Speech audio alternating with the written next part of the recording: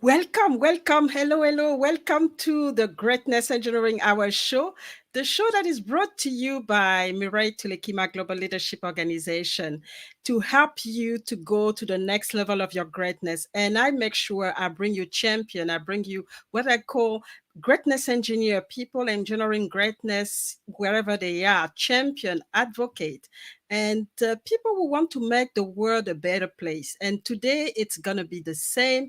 I'm super excited to have you here today. And I'm also very excited about the conversation I will have today with my special guest. And so joining me today is an amazing guest. You get the opportunity to discover him. It's a him. It's a he. And really, get amazed by what he's been able to accomplish and what is doing and the impact that is creating in the US, but also around the world. So he is a story waver, intoxicating his audiences by stage and television across the world.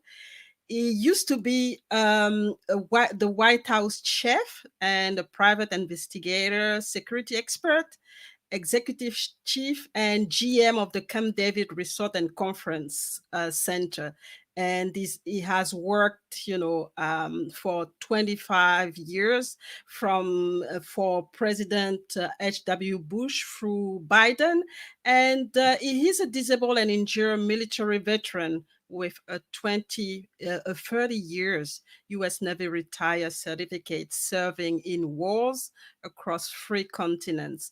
And there's more, but I will give him, the opportunity to go through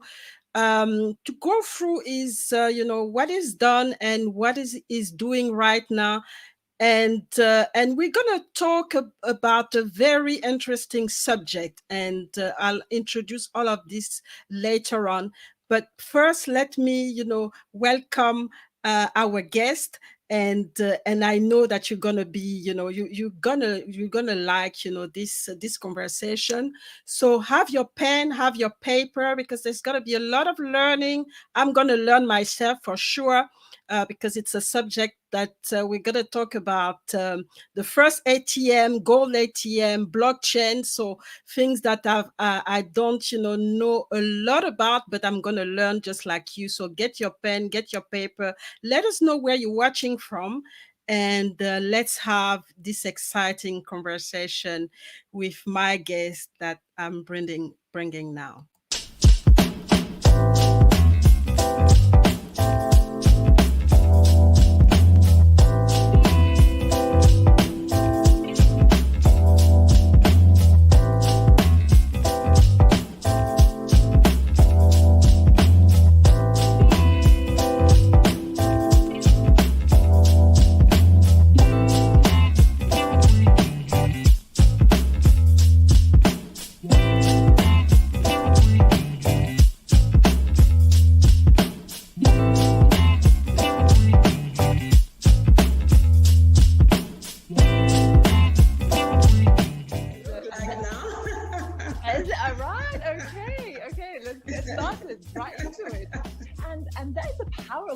Right? On memories.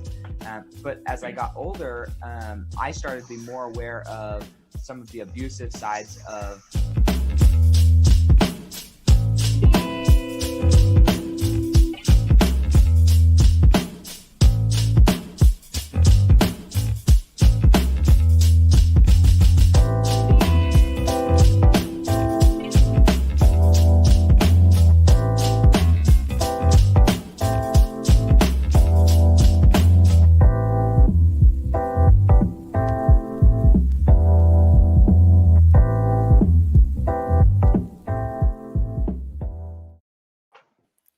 So welcome. So my guest today is Marti Mongiello, and is joining us from the US. And I know you're gonna like him, but I'll get him to introduce himself. Let us know who he is, what he's doing, and what he's passionate about. And today we're gonna talk about blockchain and the first ATM, delivering gold to people. So I'm really excited to know about all of this. So welcome, Martin. Please introduce yourself to the audience, and we are so excited to have you today. Well, thank you. Thank you so much, Mael. And my name is Marti Mongiello. So my daughter always says that our family eats Jello on Monday. That's what she tells people at school. So a lot of people want to know how do you say his name? I just tell them, just remember Jello on Monday. My family eats Jello on Monday. That's what Mhm. we are famous for, Mongello. So uh, Mangello, fantastic. That's the best way to remember the name. I associate it with the yes, food. That people are and gonna and remember. I noticed you mentioned have your pen and paper. So Mm-hmm, mm-hmm, mm-hmm, very important. We're going to talk about computers today, blockchain, digital electronics, and I just wanted to mention for that. Some people get confused. They think, oh gosh, everything needs to be liquid. And I'm giving my kid a brand new $3,000 laptop for college. And actually, we have found from the psychotherapeutic studies that children in university and college who use a pen and paper mm-hmm, or a notebook, that their hippocampus is able to retain the information better than the mm-hmm, students who are using tablets and laptop computers. mm-hmm, So mm-hmm, those are important, but we have to be careful with blockchain and what we're going to talk about today, crypto and gold bar dropping ATM machines. And we can actually go too far mm-hmm, with something and lose humanity and what actually works. So all these things have their place within life, within relationships, within family, within business. But it is possible to go too far with something mm-hmm, mm-hmm, and mm-hmm, go off mm-hmm. the deep end. So what And what are your thoughts about that? I think that's really what for me when I talk to people, they're really scared because they don't really understand.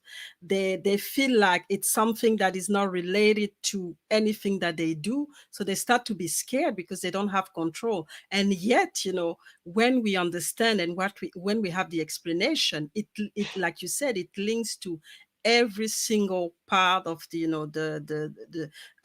our life. It's just a matter of knowing how we're going to use it for what we're really looking for. And that's why it's good to have people like you who understand the process and understand the technology to come and explain to us how we can use it, and especially having not having a technology background yourself. It's just Right.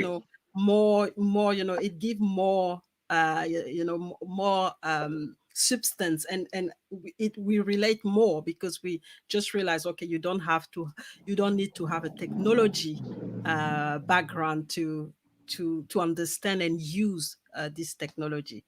Yes, yes. I think people love hearing from me because Mm-hmm, the very first thing they say is, "Why is a cook who makes mm-hmm, salads and cookies talking about blockchain? mm-hmm, Where is the hedge fund manager that is worth on the personal financial statement? They have shown it to us. The lady that's coming on as a hedge fund manager, she's worth mm-hmm, 742 million. Where is that person to explain this to us? And mm-hmm, why are we having a cook talking about technology? Because frankly, it's stupid, it's unwanted and inappropriate, and it mm-hmm, doesn't make any sense. And but the thing that we have found is that if you can teach a cook like me, I'm a simple cook, how this works, and if the cook could explain it to other blue collar people, just average people, that's what I always focus on is stop bringing Damon Johns on TV and Mark Cuban and Lori Greiner and all of these Mr. Wonderful, these multi-billionaires who own over 1,000 patents, and they're not the average person. mm-hmm. You keep ramming this stuff down people's throats, not you, Mario, but they keep sending this out there like, oh, be like Damon Johns. Oh, be like it's too hard to be like that.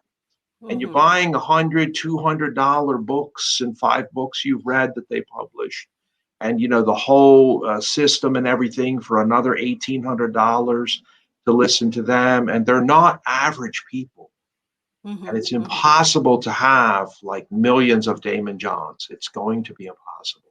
So I Mhm. always say, like, I'm just an average person. I went to high school and grade school like anyone else. I'm not very special. I'm semi-pathetic. I did, of course, not go to college. I went straight into the military at 18 years old, and that's not anything really to brag about. I wasn't even an officer. I was an enlisted drudge, Mhm. DRUDGE in the English. So I'm not a very special person. Did not really value education very much. I was very put off by education. And about 2 years into the military, I started going to college because I had quickly realized, like, wow, here I am working in the officer's wardroom, serving 22-year-olds, holding a silver platter, while the Mhm. 22-year-old ensign is using a tongs to peruse through the fried chicken or whatever it was. I was standing there holding the silver Mhm. platter. And they would often look up to you and say, "Are there any more breasts? Can you go check in the galley?" Mhm. And I would say, "Absolutely, yes, sir." Because that's what Mhm. you say, "Yes, sir." And you go over to the galley with the silver platter. And of course, you ask them, "Hey, is there any breasts?" The one of the ensigns, who's 22 years old, making 2 times the amount of money that I am, is Mhm. asking, "Is there any fried chicken breasts?" He's unhappy with the wings, the backs, the thighs.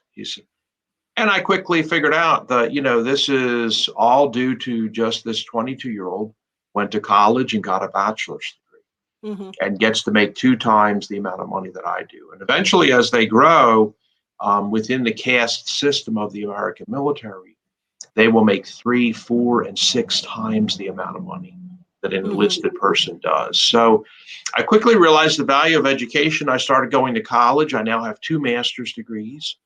When I Wow. retired from the military, I went and I just graduated in 2019 with a second master's degree in leadership. I also have an MBA and 2 bachelor's degrees, and I'm trying like heck to work on my doctorate. So people ask me, "What are you going to do with it? Why are you doing it? What are you actually going to do with it to make money? Why are you doing this?" And I haven't exactly figured out the answer to that. So, Mhm. um, Mhm. but I Mhm. have figured out, if you don't know what you're talking about and you can't explain it in less than 2 minutes, you probably don't understand it. And being a Yeah. cook was very interesting for me. I have actually minted several coins in my life. These are very, Oh. very popular in the United States military, Mhm. Mhm. coins, and designing coins and minting them. And coins really go back in history as Mhm. far back as this helmet behind me.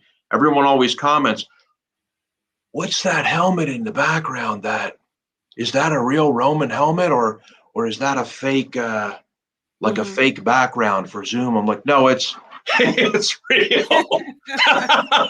It's real. So, It's real. but coins within the longest running dynasty on earth, everyone's had their opportunity to run the earth. Mhm. Muslims ran and controlled the earth. They were actually, with the caliph and the caliphate, had their opportunity for a long time, controlled and ran the majority of the earth. A lot of people don't know that Muslims did that. Mhm. Christians, many different countries have come and gone. And in the United States, where I am today, we have the distinguished pleasure of announcing we are actually now the longest running democracy in the history of the world. Many Mhm. have come and gone. They had a revolution, they started a democracy, they're gone now. The countries of Italy and France, they're actually younger than the Mhm. United States. A lot of people can't believe that. They're like, "What did he say?" They're actually younger with their democracies. The Mhm. United States is the oldest running one in the world. And And the Romans are the longest running controlling government in world history, 12 centuries long. So these are things you learn, I would say, when you go to college. Did you know that the Romans, 12 centuries? Didn't know. I don't know this into this detail, but I know a little bit. Not like you.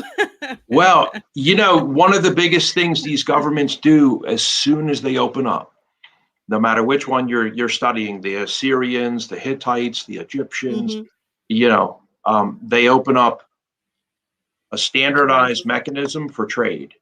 Currency, yeah. Some type of, and one of the best ways is something that's very difficult to replicate. So these have a long running history, I would just say, amongst the humans. And gold, which we're going to talk about today, gold has thousands and thousands and thousands of years of a track record amongst the human race, and is known all over the universe. So I was going to present, if that's okay. Yeah, you can go ahead. Just go and present to us. I'm going to present, and I always say seeing is believing. So I will share my screen here and jump into first gold. And can you see my cousin Elena? Yes, I can see this beautiful lady yes. on the screen just now. So Elena is my cousin in Germany with my other cousin Peter Sommer, Elena Schäfer. And this is the ATM First Gold. And so this is a regular ATM machine that you can get money out of, but you can also use your Bitcoin or cryptocurrencies to get gold out of. And other people have asked, well, what about if I go up with a credit card? Can I use a credit card? And yes, you can also use a credit card. And here in the United States, we have a very famous gentleman. His name is J.P. Morgan. And he once said that gold is money, everything else is credit. Very famous saying from 1912. And first gold, it has a bit of a different spelling, one, IRST, GOLD. And First Gold USA is where I'm at here in the United States. And so, yes, real gold bars, and we are working on real gold coins. And we're trying to put an end to the fraud of these fake tokens and fake gold coupons that you get, and made up coins. So the problem with this is there's so many cryptocurrencies out there that people just make them up. Oh, it's the brand new Altinio coin. We're launching next week, and there's 15 people, and invest all your money into the Altinio coin. And so I put this statement up there of, let's be honest, you can speculate and invest in any of the thousands of these fraudulent coins and false tokens and fake cryptocurrencies out there. And we've had several of them that were arrested and put in prison, and they live in an orange suit right now, or black and white striped suits. They were called Comid, Mining Max, My Bitcoin. We've had people disappear, like the Crypto Queen, with millions of dollars. And they offer no real backing of anything that is real, like real gold, 24 hours a day, like we do. So this is a huge, huge problem. And we always encourage people, go to our ATM network, feel free to get out real gold and put it in your pocket and walk away. So that is a huge difference of what we are offering. We are not offering like the thousands and thousands of others, the brand new fake coin with a name, and we get a graphic designer to show what it looks like. They just design something that's in a round shape. The other big thing I would say is we're on the best blockchain network in the world. It's the Ethereum blockchain. Yeah, which is a well-known one. It's known worldwide. Yep. And then some people often say, well, how come you're not on the Bitcoin blockchain? And I tell them, actually, Bitcoin is not a blockchain. Mm-hmm. Bitcoin is a coin. So that's the first thing I would like to say today is just Exactly. share that with people. A lot of people they just don't know.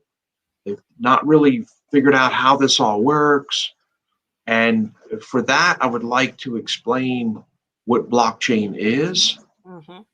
And some people enjoy on our website, I'll just go down here, they enjoy watching a video after listening to me. And down here, I would like to just say we have other videos that a person can watch. Mm-hmm. Mm-hmm. Because I think that's the problem. There's a lot of confusion between blockchain and cryptocurrency, and people get confused.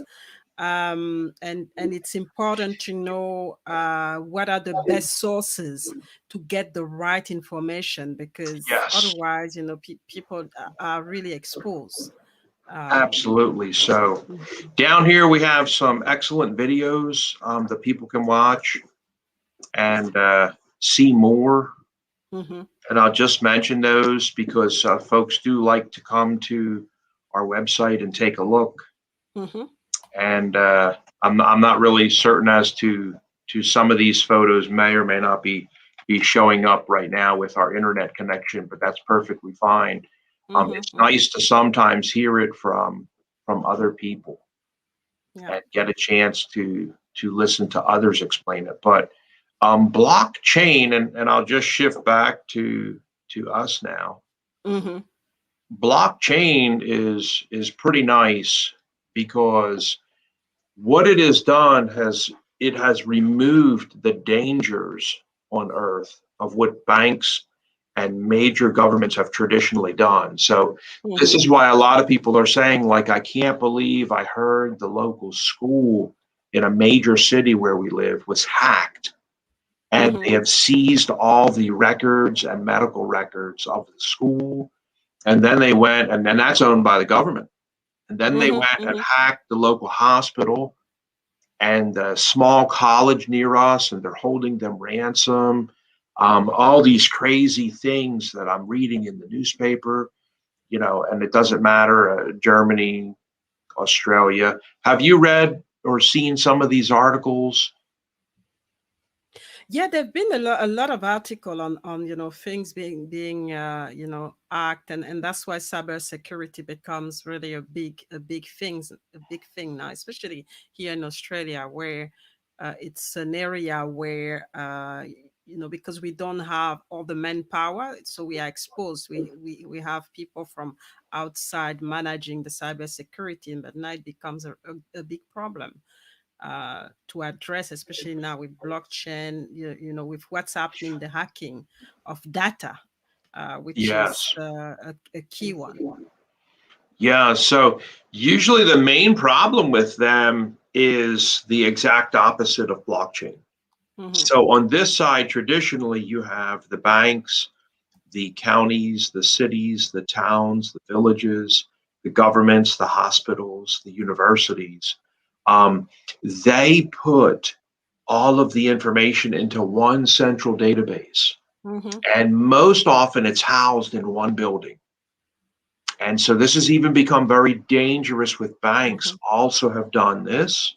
And that building is very secure. It has 24-hour armed, weaponized officers that are carrying weapons and billy clubs and a flashlight. It has backup generators in case of power loss. And so this is how they have traditionally, for hundreds of years, Hmm. run banks and major storage centers. What blockchain says is that's very dangerous because they get in there, they hack that, they steal all the information, they then ransom it to you, and if you don't pay the fee, which they always recommend, never, ever, never pay the fee, because once you pay it, they just now sell that information and they come back and do it again. So Hmm. best to back up your information and have it in a fireproof safe to where you can reload your entire Hmm. computer system. That's the safest way to do things. What blockchain says is we're going to stop doing that. stop storing information at a bank or at a police station or at a firehouse or college all in one location.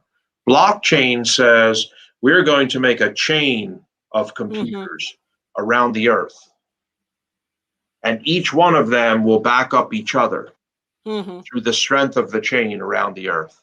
And so now blockchain has become so successful because it no longer relies on hacking, which is a fact of life, into one particular country. Like, let's say this morning, all over the news in Sweden, there are 7 banks that were hacked into, and it's very troubling news because it's affecting depositors with Mm-hmm. trillions and trillions of dollars. And actually now with breaking news, they have like, oh my gosh, this is affecting, they're saying like 52 billion people who have Mm-hmm. deposits from 86 countries in these banks.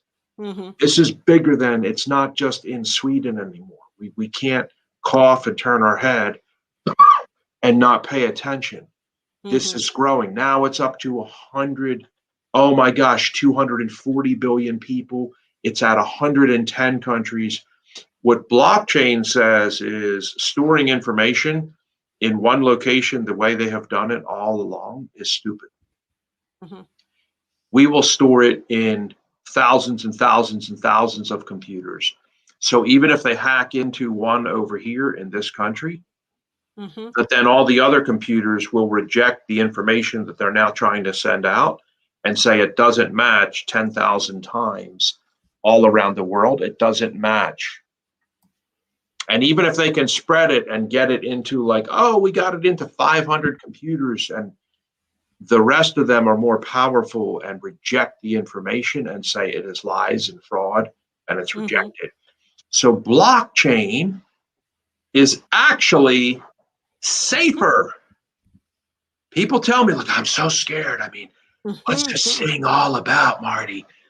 I mean, how much money do you have in it? A lot. Okay.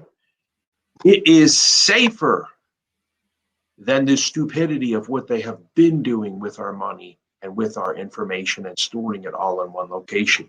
And that's why, Muriel, we now Mm-hmm. see police stations in Poland, fire Mm-hmm. stations, municipalities that run the entire city have taken everything off of these dangerous computer rooms Mm-hmm. housed in one location and put everything with ambulances, fire department, police, the entire city on the blockchain because they are smart enough to realize it is safer to run it on the blockchain than this idiotic methodology we have been using since the computing machine was made available. Generally, in about 1979, I started Mm-hmm. programming and coding. So you're talking about, like, let's just say 1980. So you're talking about maybe for like the past 40 years with the computing machine. The way we have done business is more dangerous than not going onto the blockchain, which is much safer. Do you Mm-hmm. feel you understand what blockchain does now? I do understand. I mean, I've talked to. I actually have an IT background myself, so I talked to a few people, the developers, and so I really understand this blocking of information and how safe it is. But just like everybody, I was scared before. I had to go. And even with a background in the area in the programming, I had to go and understand how do you protect because like you said, I mean, those data are always at risk. There's always security issue. So in the blockchain, how do you protect this data? And I understood really well that it's actually safer to have this block of information, so Yes. that it becomes very difficult to hack into. And even for a transaction, because I work in the energy sector, in the even for those type of transaction, it's more transparent as well, to Yes. use blockchain to go through those transactions. Otherwise, it's anybody guess, especially in countries where, you know, the governance is not that strong. Exactly. And we've seen in Nigeria where the Mm-hmm. people got sick and tired of the currency, the paper money, and Mm-hmm. said, we're out. So Mm-hmm. blockchain is very confusing for people because they use a lot of fancy talk. And I Mm-hmm. call it high uppity, super smart, fancy boy talk. Mm-hmm. Okay. So they have a name for this. It's not called money. They will confuse people and they call it fiat currency. So again, Mm-hmm. the cook is going to reach into his pocket here and pull something out and just say, okay, when you see that word FIAT, fiat currency, this is what they're talking about, fiat currency. Okay, they're talking about money, paper money that is either made out of papyrus or vellum, you know, or papyri. In our case, the American dollar, it is made out of actually cloth rag. It's Mm-hmm. about 80% cloth. That's why it's so strong. And even if you wash it in the washer, it doesn't get all broken apart. Mm-hmm. So when they say fiat currency, that's what they're talking about. When they say distributed ledger system, again, fancy boy talk designed for some clown who's got 2 master's degrees to confuse us. And I'm too embarrassed to say I don't know what it means. So I Mm-hmm. just not ask at all and just smile. Okay, distributed ledger. Let me explain distributed ledger because we Mm-hmm. did this. And everyone knows what I'm talking about. We did this, okay? When we had our families move here from Germany, from Italy, from France, from England, from Scotland, from Ireland, from all over the world. We Mm-hmm. did this, okay? And when the phone was invented and they laid the first cable in the 1860s across the ocean between England and the United States, it took months for that ship to drive across the ocean and lay that cable. They were able to use the telephone to talk to one another. Mm-hmm. Okay. And this is very popular, the telephone, and the invention became very popular. What we started to do was we would move, let's say, from Germany, from Munich, we would move a family over to the United States. We would bring a ledger with us of the last accounts from the bank in Germany. And we would actually call once a week. It was very expensive. We would call once a week and we would go over the ledger. Ja, Helga, can you hear me? Ja, ja, ja, ja, ja. Ja, entschuldigen Sie. Okay, this is what we do in New York. Mm-hmm. We have written 4 checks this week. So please make a note of it, what is in your book. Okay, Mm-hmm. I am listening. Who you do? Okay, first check I am do was on Monday. What ledger I do was $110 US dollar. Put it down in, I do check. You Mm-hmm. will see in 1 month it goes through and they want the money. So put it down. Number 2, I do on Wednesday. This is what we used to do on the phone. Mm-hmm. We would call. It's no different than if you're calling from Africa, where your Mm-hmm. bank is. This ledger was made the same. And at the end of the call, because it was very, very expensive, one phone call alone could cost Yeah. $40 just to Yeah. talk for like 2 to 3 minutes, 40 US dollar. Okay. In the old days. Okay. So we would make the ledgers match. Mm-hmm. They would match. They were distributed ledgers, but they were matched every week. How many check you write this week? Oh, we did like 7 check this week. Please write them down. I don't Mm-hmm. want bouncing basketball to bounce check. Okay. Guess what happens today? And I know you know this already on the Ethereum blockchain. Somebody Mm-hmm. walks up to our ATM. They do a transaction within 10 minutes, it wraps around the earth.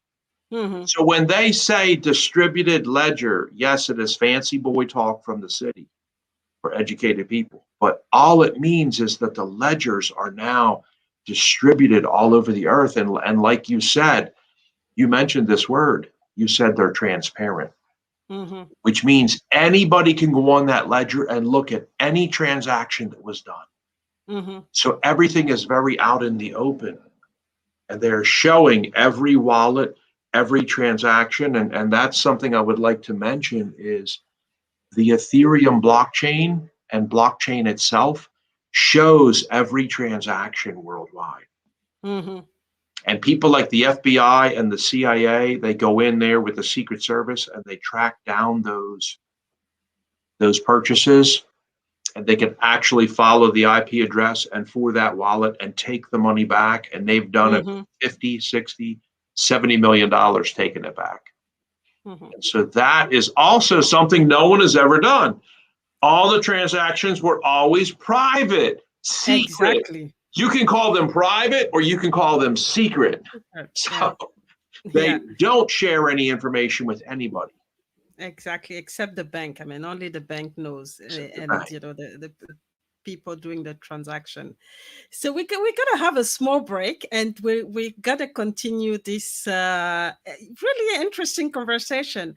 And I know that like you said, a lot of people are still very uncomfortable with blockchain and cryptocurrency, but sometimes it's just because of domestication. We're so used to do things a certain way that even if they're not actually safe, we feel like we're safe. We stay in this comfort area, in this comfort zone that is not That's true. serving us anymore. So don't go anywhere. We gotta have a small break, and we'll be back with Martin. First Gold USA offers ATMs that dispense gold bars and coins using your cryptocurrency, credit card, or cash. Get real gold now in your hands. Owning gold actually has thousands of years of a financial track record. It offers unmatched historic protection against the unexpected. Real gold has been stored and valued since the beginning of time. This is not a new idea, IPO, new business, or experiment. Experience our ATMs from First Gold USA. So I wanted to ask you, Martin, physically, because you're talking about those ATM physically, can you go like, we go in this our ATM, put our card, and then take choose to get some money and get the money out? Is it what this ATM is doing as well? Yes, so you can walk up to our ATMs using a credit card and get money out if you want cash. And we Mm-hmm. have many people ask, well, if I do it in Dakar, here in Africa, which we are in Dakar now, okay? Mm-hmm. Big announcement this week. If I do it, can you do the currency for my country? Yes, we can. What about if I want to put one in Nigeria? Well, we're in Nigeria now. Mm-hmm. Can I have the currency? Yes, you can. What about I saw your ATM in Liechtenstein and the Czech Republic, and then when I was in Austria and Germany? Yes, you can. With all that, that's the euro. That's no problem. What about the United States? I want to get the paper money out, the American Mm-hmm. dollar. Yes, we have it here in the United States. So we're just starting now. We are growing, but yes, we can do the currency for any country.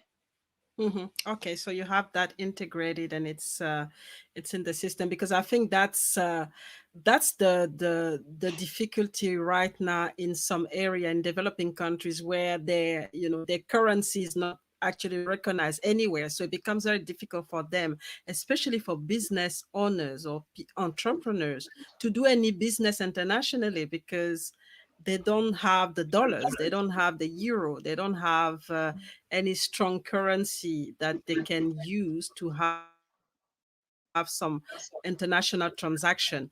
And I think that's a good thing to be able to have this type of system that can allow them to easily use their money, or whatever they call it, their resources, to do Sure. business, to buy what they want.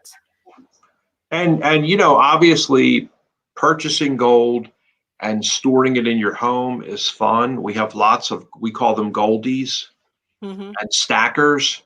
So this also goes back to two things you can do. You can buy gold, and Mm-hmm. our price is the same for the first time in world history at Mm-hmm. every machine worldwide. So we have Mm-hmm. people actually call on the phone. hey, what's it say the price of gold is? I'm at the machine right now in Dakar. What does it say for you in Germany? And then they also have a person who's standing in America on the phone. They're on a three-way call, and they're saying for the first time in world history, the price of gold is the same price. We're all looking at the same price. And so that's never been done before. There's always handling fees and sometimes extra fake fees that we have had people tell us that are added on. And so this has never been done.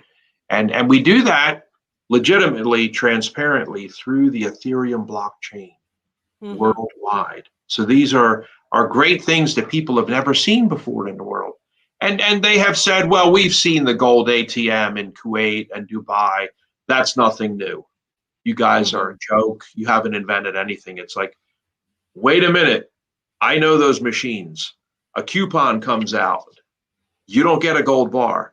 You get a coupon, and then you have to leave and go someplace else and turn the coupon in to get your gold bar. And that is not convenient. And a lot of people, honestly, they just want to get like a whole bunch of gold in their luggage and fly home with it. They don't want to have to go to a desk and talk with somebody and submit their driver's license and all this and that. And you're standing there for 15, 20 minutes. You said, Marty, we could get the gold bar and drop it right out of the bottom of the machine. I put it in my pocket. I give it to my wife as a gift, or my grandson who I'm visiting. I wanted to give him a gold bar for my visit. I won't see him again for 2 years, Marty. It's that easy. Enjoy yourself. Get as many gold bars out as you want. Feel free. So what is the upstream? I just want to understand, what is the upstream process, which is where do you get the gold that actually go into those ATMs? Yes. So our owners can own the machines. We sell them, and I'll just jump back to presenting. Anybody that calls us and says, man, I'd love to have one of those machines in my jewelry store. Or we're actually have had phone calls from people that own car dealerships and said, I would love to put one of those machines in my automobile dealership. And so they will contact us. We will set them up with a machine, and it will just have two cords coming out of it. So they often say, how difficult and how long does it take to get online once I get it here in my store? And it's not that long. It only has two cords. One is for the power. You plug it into the wall. And the other one is for the 10100 connection for the Ethernet. You plug that into the internet. And boom, it comes online within about 1 minute. So it's literally that easy to do. And then the owner fills the machine with gold bars. And we're getting ready here soon to also drop platinum bars. And we're also discussing dropping a blister pack with 2 diamonds. So the owner of the machine, and many times owners will say, well, look, I've got like a liquor store, I've got a jewelry store. I would like to maybe put 5, 6 of these. Absolutely, please do. Sounds wonderful. Let's do 5, 6 of them. So. Wow, that's quite a. But it can become as well dangerous. I mean, if people know that you have a machine with gold inside, Yes. How do you protect it? So this isn't something it would never be like outside. It's not one of those machines. It's in a hotel lobby, which is where we have here in our hotel lobby a First Gold machine. It's kind of under watch at all times, and we have a camera on it, and it also has a camera inside you can see right there, so it films people that are doing the transaction. This isn't something that you would have like outside where a person can drive a truck doing 60 kilometers per hour into the side of it. These are for like hotel lobbies, jewelry stores, automobile dealerships, casinos, resorts. Yeah, that type of situation. So you still have to, to be very selective on where you want to put them, because, like I said, it can be very dangerous. And I think about now that going to developing countries where some of the infrastructures are not there. So how do you make sure that you protect this ATM, and it's not at risk for Yes. anybody that actually do business with you. So that's I think that's the key, Yes, the key, very, the key very aspect. popular for people that have Bitcoin. They want Mm-hmm. to put that Bitcoin or cryptocurrency like Ethereum or Tether. They want to put it to work and get something out of it. They've been Mm-hmm. investing and grown their money. We have people that have taken $9,000 8 years ago, and they just cashed out $375,000 of Bitcoin. Mm-hmm. So when they started, it was relatively unknown, but they're like, look, I want to get the money out now, and either in gold bars or cash. But I want to start getting something for this Mm-hmm. $9,000 that I did. So this is a great way to have it when you see first gold on a casino floor. Mm-hmm. People start running. They're like, oh my gosh, they have one of those gold ATMs here, you know. Mm-hmm. So they start running. Mm-hmm. Mm-hmm. Mm-hmm. So what are the key challenges? Because I mean, it's good, but what are the really key challenges that you have to, I mean, to push this concept? Because like I said, people are still in their in the comfort zone. It's very new to them, not only for potential customers, but also the existing financial institution. What are the key challenges that I mean, you run into, or you're still running into? Yes, one of them is people's general concern about the safety of, you know, blockchain. Mm-hmm. They view it as some fake mafia run yakuza or cartel opportunity that is actually dangerous, and it sounds hokey to me. And actually, they don't realize that blockchain is safer than what is Mm-hmm. occurring right now. And so this was the first document that we ever released, was our ethical principles and support of criminal law enforcement arrest and the attack of humans' homes to go into homes and drag people out. And Mm-hmm. we just recently did a very, very high profile case, all through about 6 countries, with United States law enforcement and Department of Justice Mm-hmm. officers. We're all through, like, Lithuania, Belarus, Bulgaria. These people think that they can go onto the blockchain and be doing stuff in Cyrillic and different languages, and Mm-hmm. that the Americans are too stupid. They can't read Cyrillic. They don't know how to read like what we're typing on the dark net and the dark web in Russian languages. And, they had like about 1,000 shell companies that they formed. And we're Mm-hmm. very pro arrest with Interpol and the SEC and Mm-hmm. FINRA, and ethically guided. So we actually support law enforcement, Mm-hmm. and we donate to them and help them.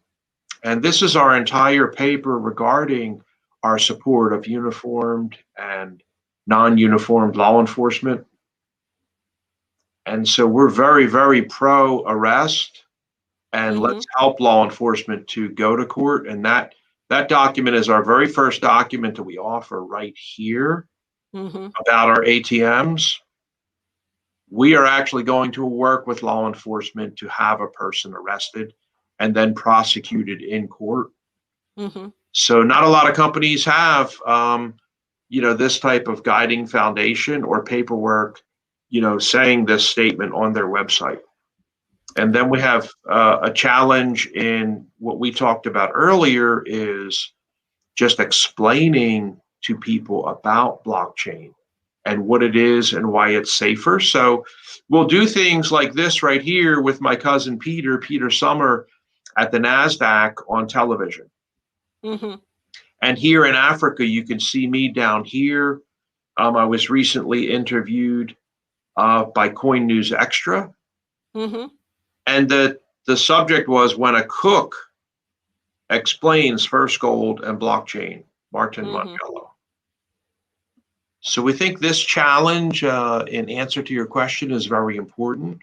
We have to go out to the public, be on these major shows in New York and Africa, and explaining to people that blockchain is actually safer than what these people are doing right now. And the ones who are being hacked are not on the blockchain. So the next time somebody sees that, ask themselves the simple question: where is the computer database of that municipality, the town, who just had all of their town records with land tracts and land records hacked, and now they're holding them ransom, they say on the news? This little town in New South Wales, how were they hacked? And now there's one, they say, in Brisbane. And there's one that I just noticed, it's all over the news in this little town, but it's in Liechtenstein. How are they doing this with a whole town of like 8,000 people that live there, their land records? And well, it's because they're not on the blockchain. They have all their records housed in like a back room where the door is locked, you know, and it's all in that room in these mainframe computers.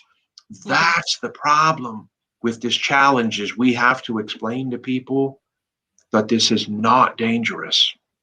And Actually I think safer.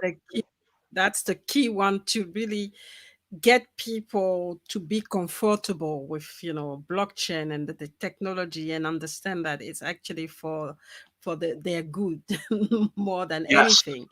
And with that, you know, and I like your approach. You have to go, you know, and be visible and talk to them, and coming from a cook, the message actually is better, especially for average people.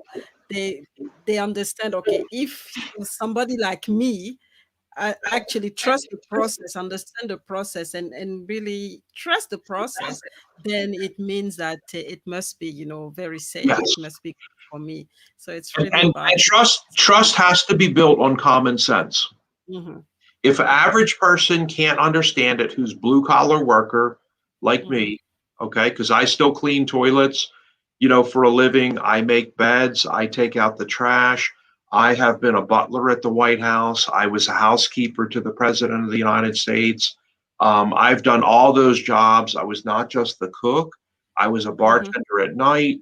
I was a presidential aide around the nuclear briefcase all day long for years. But I always say, look, trust has to be built on common sense for a person. So let me ask you this.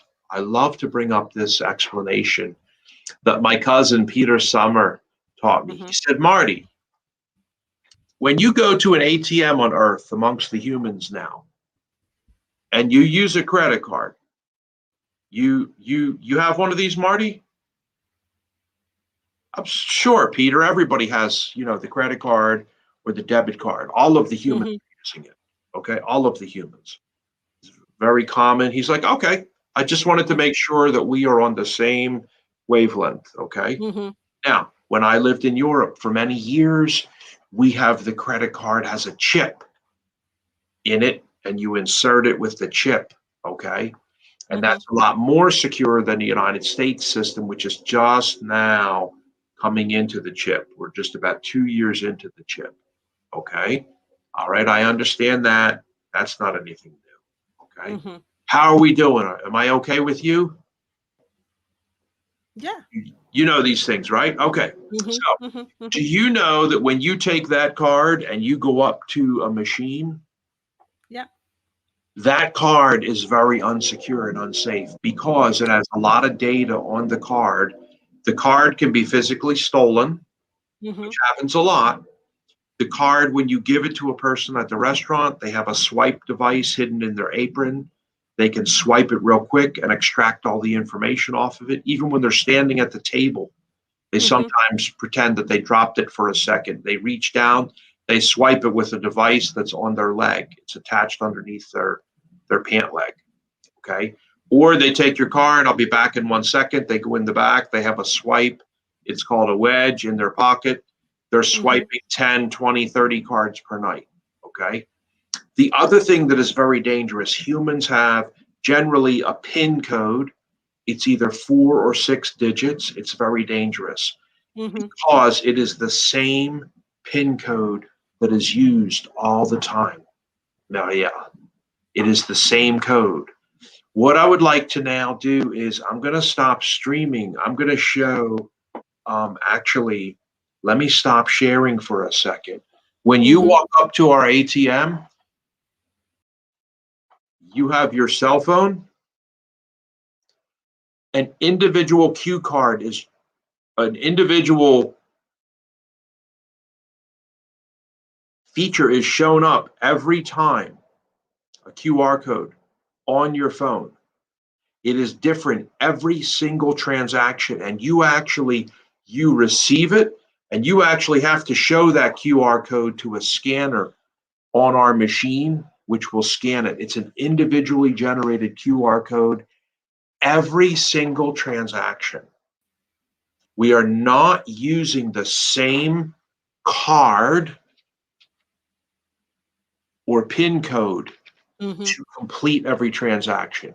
You have to receive an individual brand new generated QR code every time. And then you have to show that with your phone to the machine, and it is scanned by the machine, and the transaction goes through. So I ask people just common sense. I talk to garbage men that ride on the back of the truck, people from all over the world, okay? Which one seems safer to you?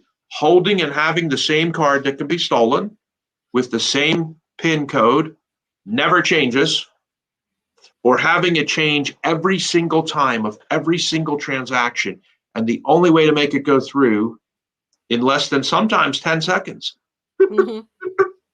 Yeah. You have to receive a brand new code every time on your phone and then show it to the machine to have it scanned.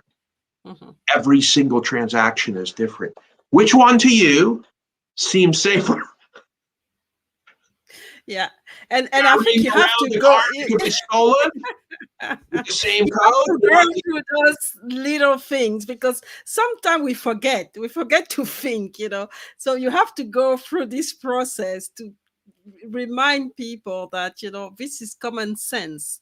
Yes. And unless because they are in their comfort zone, they're sure that whatever they're doing is safe, they are safe. So it's like being drugs, and then you have to get them out of this drug, and then make them understand, what, it's actually not safe what you're doing. You've survived, but it doesn't mean that it's safe. So And it's just a lot of times it's like, well, I talked to my cousin Anthony in New York. He's like, well, that's just like what we've been doing for, all time, Marty, okay? First they had the coins, even the Egyptians, they had the coins. You carry them around in a little pouch tied to your belt. You tied it twice, because people come up with a knife and they try to cut it off your waist when you're walking through the market, Marty. I'm like, well, yeah, Anthony, we don't have pouch hanging off our belt anymore. Okay, even the lady with the pocketbook puts it over the cross because people run up with the scissors and try to cut it. And now they put inside the thing, it's a cable, it's a very thin cable. You can't do that when you're a tourist in another country, cut with the scissors. And people naturally ask me, once they understand this, they say, oh my gosh, your method with First Gold and having to receive a QR code that's different every time. I've never heard of that, but that makes so much more sense to me, Marty. That's way safer than these credit cards. Hey, Marty, let me ask you a question then. This might be a challenge for you. I saw that lady with the TV show you were on in Australia. She asked you, what challenges do you face? I'm like, yeah, go ahead. What happens if I lose my phone? Do they steal all the crypto and everything? I'm like, first of all, your phone, make sure your phone is done with your fingerprint on the back and a code, okay? And secondly, even if they have that, they're still not going to have your fingerprint to go into your account. And the way that works is, let me show people what's called a trust wallet. That's a very, very good question. What do I do when I drop my phone in the toilet by accident or the pool? What happens then when they steal my phone? Okay. Because we do so much nowadays on our phones. And what you want to do is you want to go to the authorized Apple or Android store. And you will download what is called a trust wallet. It is one of the most highly rated wallets in the world. So we don't have the wallet made out of leather very much anymore, although I still have one. We have now what is called a trust wallet, and this is called a soft wallet. And it's on your cell phone. And when you set this up, it's going to ask you, please put in 15 trust words with a number, and you put those in, and then you make a copy of that. You write it down on a piece of paper, and you put it in a safe. And you're only going to get this at the Android or the Apple store. So you're not going on to Joe's website or anything like this, or Hank and Harry's free wallet, or you're on the official Android or Apple store. Okay. And you will get your trust wallet. And here we have a link to trust wallet.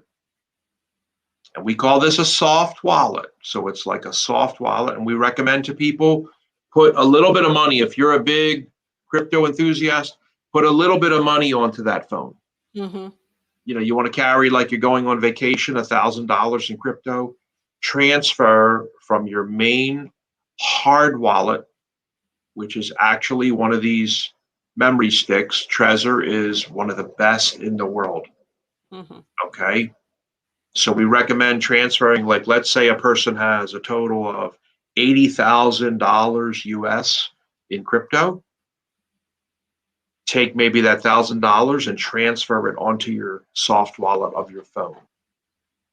And then take your hard wallet, which is a stick, a USB 2.0 stick, and put that back in the safe, okay, while you're gone. So we have a soft wallet on Earth and we have a hard wallet.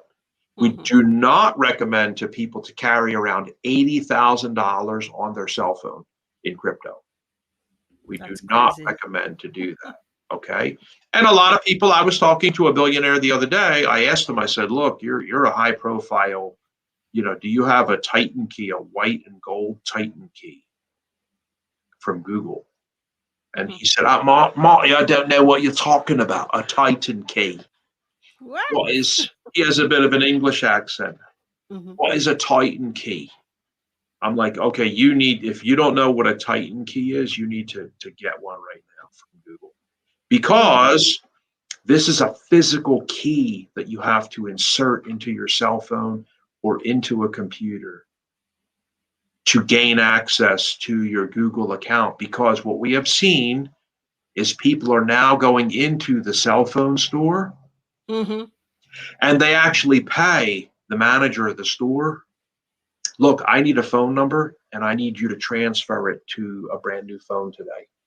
What would it take to do that? Well, that's illegal. I would never do that. How dare you? Get out of this. Wait a minute. Just go on ahead and get out of the store. Wait a minute. I have an envelope here with $90,000 in cash. That's why I'm asking. No one can see it. I can just give this to you. Now, we know each other. I mean, we've been buddies at the gym for 8 years, John. So that's still unbelievable. Okay, listen. I have another envelope in my pocket. It has an additional 50,000. So 140,000 in cash. It's unmarked. Okay.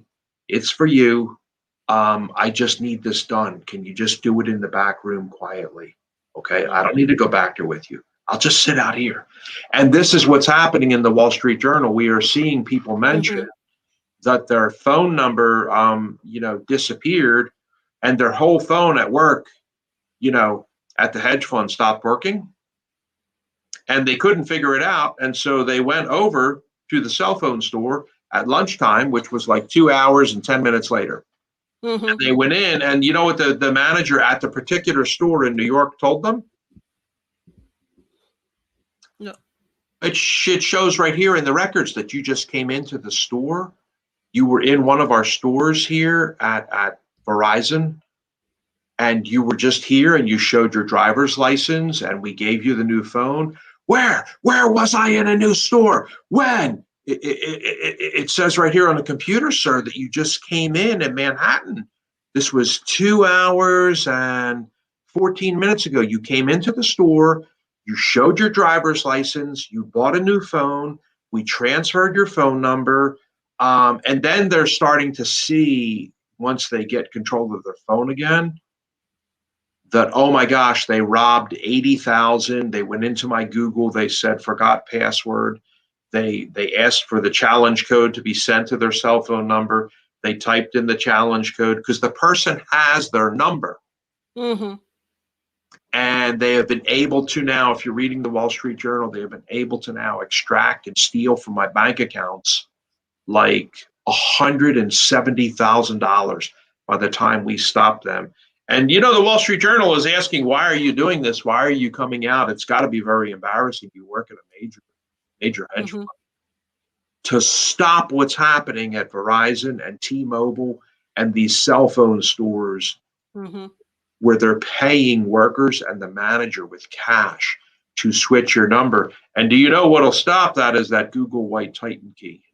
If you don't have this key, this golden white key, you ain't doing nothing. And this, again, it goes back to a lot of those old things from Roman times. If you don't have the physical key in your safe or pocket to open up the door, it's not opening. If you don't actually really have, this goes back to first gold. If you don't actually really have a gold bar in your hand, what are you doing and investing in? What do you think you're investing in? Some fake thing that is backed by nothing. That's all that you really have is, and I think President Reagan said it best. He said, no nation in history has ever survived off of just paper money unless it had a precious metal backing. So these are not my comments. These are the comments of presidents and JP Morgan, and I'll make this a little bit bigger here for you. So that we can see. Yeah. So real physical gold on blockchain linked ATM, opening up the genie's lamp and the goose who laid the golden egg. And this picture down here of the gold ticket for Disney World, I bought this at Disney, is a gold ticket. For me, these are just things that are real. Okay, seeing is believing, physically holding it in your hand is the truth. And, if you want to invest in fake stuff that's fraudulent and backed by nothing, feel free. I always tell people, God bless you. Enjoy. Okay. We're gonna take a break on this one, and we'll be back for the last part of the show. And very, very insightful. And I hope whoever is watching, or whoever was going to watch this, please take notes. And if in doubt, connect with Marti directly, because this is real stuff. So don't go anywhere. We'll be back in a few minutes.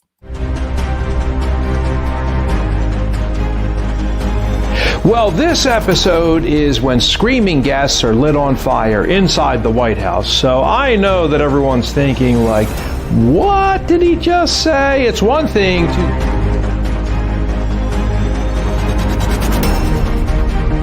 Oh my gosh, and who knew in Abilene High School that we would be able to get a photograph from Julie Eisenhower? She sent this to us.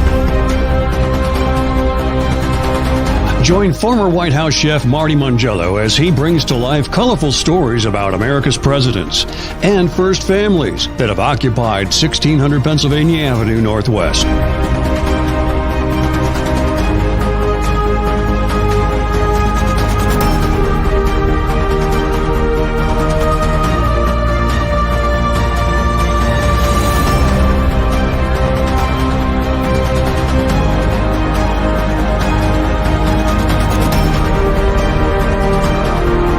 It's time to be informed and entertained with Inside the President's Cabinet. Visit the website today at www.insidethepresidentscabinet.com.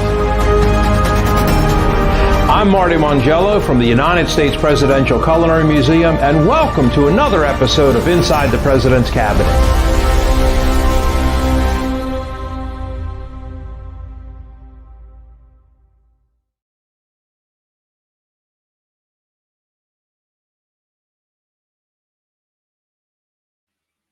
We are back. We are back with Martin. And Martin, I mean, you have quite a story. I mean, there's so many things that you've done. You manage to always, go with time and follow what's going on now. We are in the middle of this fourth industrial revolution, and then we've been talking about blockchain, and then the ATM, dropping gold. So what's next for you? I mean, what is really the legacy that you want to leave? Well, first I would say, one of the most important things in serving people my whole life, because I've been cooking and cleaning since about the age of 4, is just to follow what you enjoy in the world. And so I actually enjoy cooking and cleaning and taking care of people and serving them and making them happy. And so, I had a genius IQ when I was tested by the military, and my recruiter was very angry and told me, actually yelling at me in his recruiting office for the United States Navy, that I was throwing away a brilliant mind. And he said, we have people that come in here who actually can't get in. And what I don't appreciate is someone like you coming in here, boy, who's a genius. You have a 95 on the ASVAB, the Armed Services Vocational Aptitude Battery. You are in the top 4% of geniuses in the world. Now, I can send you away on the nuclear program. You're not even going to go to the fleet. You will be in school for 2 years studying fusion and fission and nuclear power, and you will get a $30,000 bonus today, cash. Mm-hmm. What is wrong with you? And I told him, I said, listen, sir, I'm not an officer. Don't address me as sir. I was like, excuse me, chief. I'm about done with this game. I want to go in. I love cooking. It's what I want to do in life. I am following my passion. My father told me I will never work one day in my life if I'm doing my hobby. Well, doing work is not a damn hobby, you stupid little. I was like, in about 4 minutes, I'm going to stand up and leave the Navy office and go down the hallway and join the Army, where I'm pretty sure I can be put in less than an hour. You want to go in? I'll put you in this week. I was like, I actually don't care. It's Thanksgiving. So you want to go to boot camp and run around at 3 o'clock in the morning being screamed at the top of somebody's lungs during Christmas and New Year's? I was like, I want to go away to the military. That's why I'm here. I'm sitting in front of you at the United States Navy recruiting office. I'm trying to get in, but you keep having me do these tests in rooms with one-way mirrors where they're watching me through the mirror. And I'm studying and learning these languages to supposedly maybe I'll become a cryptologic technician. I don't want to become a cryptologic technician and study cryptology. I don't want to listen to other countries with the CIA on telephone lines and radio transmission. I have no interest in doing that. I love cooking, caring for people, taking care of people, the hospitality business. Please, can I just go into the Navy to be a cook? Well, he said to me, the cook is the second lowest. That actually we will only do the cook when the person can't get any other job. The lowest job you could have on the ASVAB is a score of like a 32. It ships servicemen, the people who are the barber and run the wash and do the laundry. The cook is the next lowest. It's for people who can't pass the test. They can't get a high score. So they go and become a cook. I was like, Can you imagine? you seem to me like you're going to come apart therapeutically any minute. You're going to come emotionally and mentally unraveled and maybe explode. Mm-hmm. He's like, I am going to, because you're throwing a brilliant mind away. And I was like, well, I'm sure that they have smart cooks working somewhere. I don't know. Maybe it's at the White House, something. Well, little did I know that the whole White House is staffed by about 65 United States Navy chefs. Only Mm-hmm. the Navy. See God's plan. Okay? Amazing. Stop questioning God and trying to tell him what you're going to do. They always say, man plans and God laughs. Mm-hmm, mm-hmm, mm-hmm, So I just felt lucky that I was able, you asked me the last part of the show, we're going to talk about philosophy. mm-hmm, Do what you love doing in the world. mm-hmm. You will figure out how to make money of it.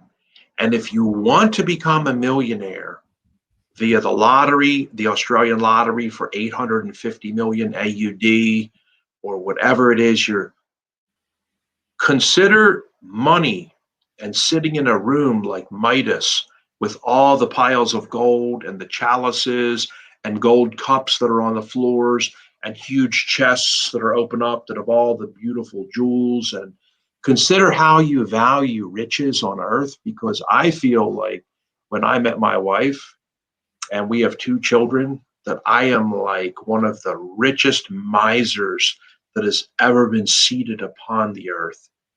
And so I value things differently. My valuation of things and monetary gain and riches is different than a lot of humans who are confused. And I personally, because of this business that I do and have been involved in, naturally one would think, well, gosh, this guy, Marty, he served like presidents of the world, all kinds of presidents. Presidency. People ask me, what are some of the presidents that you've served, their names? I'm like, well, from which country? Are you just mean the United States, the presidents I've worked with? I never considered the question, Martin, that you would serve other presidents. I'm like, well, sure, kings, queens, princes, prime ministers, And yes, when you're doing that work, you are on the inside. You are watching everything. You're hearing everything. I heard every conversation that the Clintons ever had about every issue and everything, because you're in their living room. You're working in their bedroom, you're in their bathroom, you're in their dining room. You put the white coat on at night and you cook the meal, and then you take it off and you go out there till 3 a.m. and be a bartender. Because we're not going to have people come in to serve drinks for the President of the United States to drink out of a silver chalice. You know what the king says, right? Mm-hmm. Did you drink out of it? Did you drink of the wine? Oh, yes, I did, Majesty. Here it is. Go ahead. And let me see you drink out of it right now, then. If the person throws the chalice on the floor and tries to run away, guess what? The guards grab him, and the king says, behead him right now.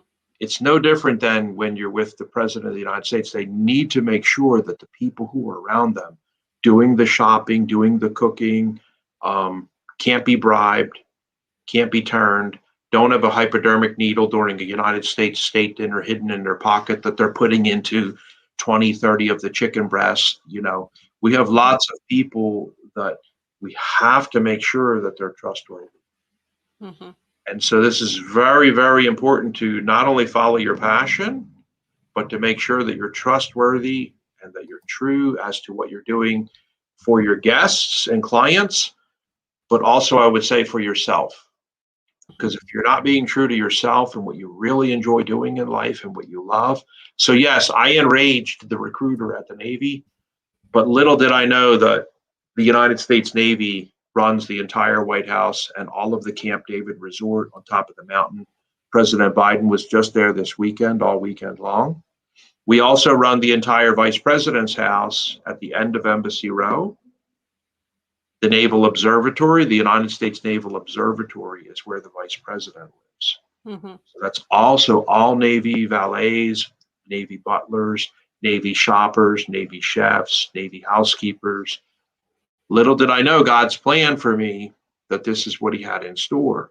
So, and I was following my passion, which is hospitality. So when somebody said, well, what's your future?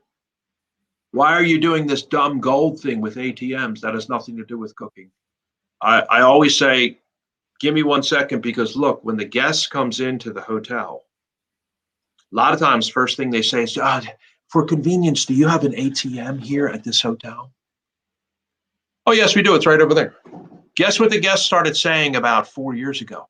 Hey, do you have one of those ATMs that takes Bitcoin? I have Bitcoin. I'm like, well, sure, we'll accept Bitcoin for your payment here, sir. Good, because I was on the virtual reality room. I actually talked to your front desk in VR, Marty. Are you the Marty, the guy, the manager, Marty? Yes, I am. This is awesome. I've never been to a hotel where you can actually talk to the hotel in VR. Most hotels don't even have a video where you can do video on WhatsApp to the front desk or through Facebook or so. I'm always trying to give the guest what they want and need and follow the trends. And when guests say, hey, do you have an ATM that can take Bitcoin? You want the answer to say, yes, at our hotel chain. Not only that, but feel free to get gold bars out. We have the ATMs with the dropping the gold bar. They're kind of like unbelievable. You guys are so with it. You're like nimble on your feet. And yeah, older folks come in and they're like, I know how this works, and I'm getting a gold bar out to give to my grandson. He's coming over. We're having dinner in the restaurant tonight, and I'm going to give this to the gold bars. Oh, God bless you, God. So this is what I'm doing. And when people ask me, why are you doing this? Why are you doing this? Yeah.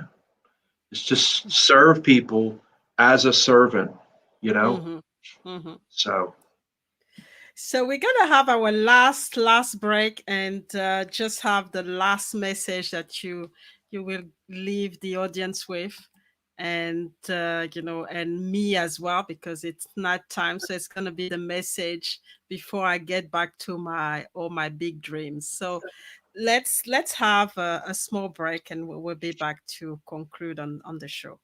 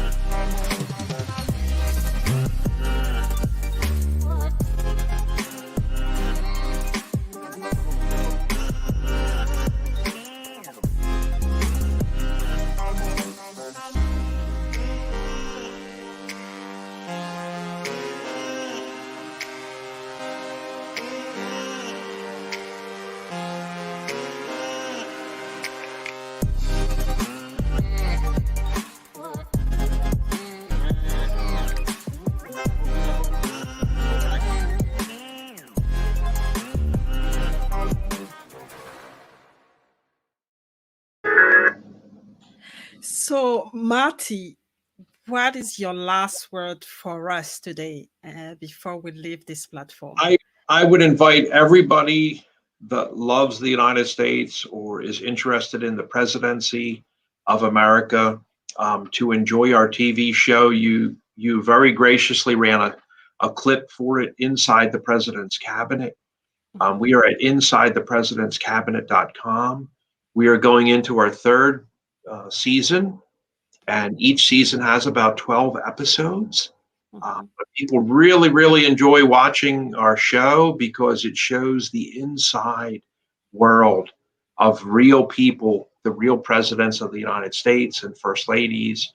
And it shows all their idiosyncrasies and their favorite recipes, of course, but it also shows the troubles and trials and tribulations of death, suicide, addiction, drinking, gambling, philandering, all of the things and snares and pits that humans fall into. The presidents of the United States are not perfect. Mm-hmm. Okay? There was only one person on earth that was perfect. Everybody hated him and had him assassinated. His name was Jesus. Everybody hated this guy. He's the only human that has ever been documented that was without sin. And even when he went into the temple and flipped tables upside down and threw people's stuff against walls and broke vases and stuff, they said, well, that was anger, and that's not a sin. Anger is not a sin. So people actually hated this guy, and all of the police, churches, all of the authorities from the community, city, and town and government absolutely wanted him put to death. So stop trying to be perfect. And if you would like to see what it's like to be just a regular human, it's really difficult to live here. It is not easy. Enjoy watching our show, because that is what you were going to see. You were going to see imperfect humans who were called presidents of the United States and first ladies, and they are not perfect. Mm-hmm. And that's a beautiful message, because when we see president or successful people, we think that they are perfect, but they are not. They have, their dark side as well, just like us, and we need to It's true. understand that.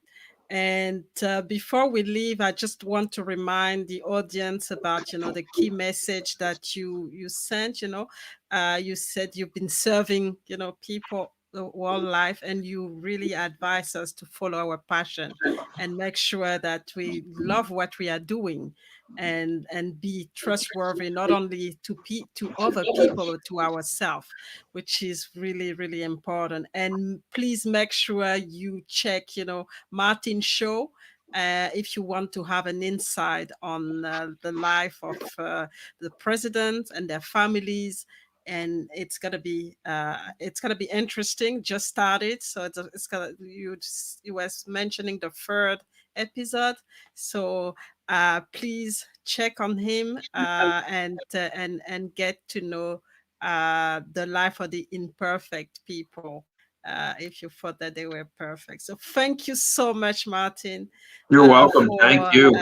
for your time, and for sharing with us your, not only your experience, but also, all the knowledge, and everything about blockchain, in a simple way, because sometimes it can be very scary when we see people talking about blockchain. So it's been really a good conversation, and I've learned a lot myself. I knew a little bit, but I think presented that way, I also, now understand a little bit more, what it's all about. So thank you so much for being my guest today. And I wish you all the best as you expand with your Same new to you. concept, in globally. So and I think it's gonna be very successful. But just as like everything new, you have to go and have those conversations to explain to people the great value that you're gonna bring with this project. So thank you so much Thank you. for Have a great being. one. So thank you, everybody. So if you want to get in contact with Martin, so Martin, how do people get in contact with you before we leave? Yeah, very easy to reach. Inside the Mhm, president's cabinet.com, and you'll see our mhm, phone numbers. Feel free to mhm. call us, and also email, and all of our social media. Okay, thank you. So you can't miss him. So now please connect, and thanks again to Martin for his time and for his insight today. Thank you. Bye bye. Bye bye.